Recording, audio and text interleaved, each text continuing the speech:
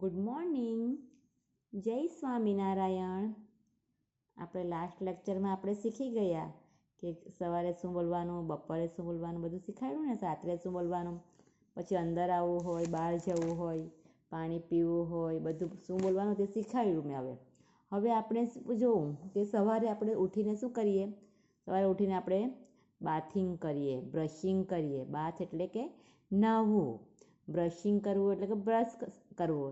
આપણે તીથ એટલે કે દાંત એ આપણે સાફ કરીએ, બરાબર ને. તે સાફ કરીએ પછી આપણે બાથ નાહીએ. પછી શું કરીએ, ભગવાનને પ્રે કરીએ. પ્રે એટલે પ્રાર્થના. ભગવાનને આપણે પ્રાર્થના કરીએ કે નહીં કરીએ? તમે બધા કરો છો કે નથી કરતા? કરે છે ને. પછી મમ્મી પપ્પાને પણ પગે લાગવાનું અને કહેવાનું જય સ્વામિનારાયણ, જય શ્રી કૃષ્ણ. તમે જે ભગવાનને માનતા હોય તે કહેવાનું. ગુડ મોર્નિંગ મમ્મી એ બોલવાનું. પછી તમે શું કરો, એ બધું થઈ ગયા પછી શું કરો, તમે સવારે નાસ્તો કરો. મિલ્ક પીવો. મિલ્ક પીવો કે ચા પીવો? મિલ્ક પીવો ને. મિલ્ક પીવો તો આપણને તાકાત આવે. એટલે મિલ્ક પીએ એટલે મિલ્કની સાથે શું કરે, નાસ્તો કરે. બિસ્કિટ યા રોટલી, થેપલા, કંઈ પણ જે પણ ઘરમાં બનાવ્યું હોય તે નાસ્તો કરે. તો સવારે નાસ્તો કરે તેને શું કહેવાય? બ્રેકફાસ્ટ. સવારે નાસ્તો કરે તેને શું કહેવાય? બ્રેકફાસ્ટ કર્યો કહેવાય. આ બધા વર્ડ્સ તમે યાદ રાખે પછી તમને સેન્ટન્સ બનાવતા આવડે, બરાબર ને. પછી તમે સેન્ટન્સ એટલે કે વાક્ય બનાવે. પહેલાં તમે બ્રેકફાસ્ટ કર્યો છે એમ કહેવાનું. મમ્મી મને બ્રેકફાસ્ટ આપી દે. Please give me breakfast. Please give me breakfast. મમ્મી મમ્મી મને મહેરબાની કરીને નાસ્તો આપો, એવું કહેવાય એને હકીકતમાં. બપોરે જમીએ તેને શું કહેવાય? દાળ ભાત શાક રોટલી આપણે જમીએ ને બપોરે, એને શું કહેવાય? લંચ. શું કહેવાય? લંચ. આપણે બપોરે જમીએ એને લંચ કહેવાય. પછી સાંજે નાસ્તો કરીએ. આપણે બપોરે સૂઈ જઈએ અને સાંજે રમવા જઈએ ત્યારે આપણે નાસ્તો કરીએ કે નહીં?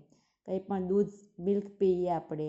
પછી એની સાથે ફ્રૂટ્સ ખાઈએ, બિસ્કિટ ખાઈએ, વેફર ખાઈએ, કંઈ પણ મમ્મી નાસ્તો બનાવ્યો હોય તે ખાઈએ. એને શું કહેવાય? સ્નેક્સ.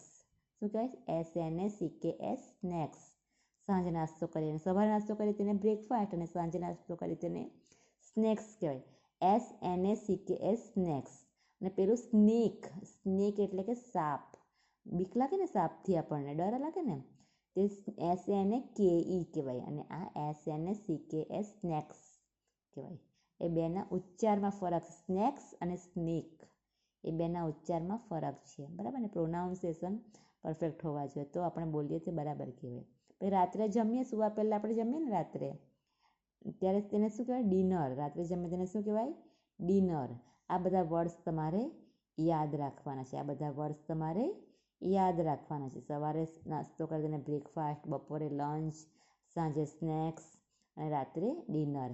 હવે નેક્સ્ટ લેક્ચરમાં હું તમને બધાને પૂછીશ. ત્યાં સુધી બધાને બાય બાય, ટેક કેર.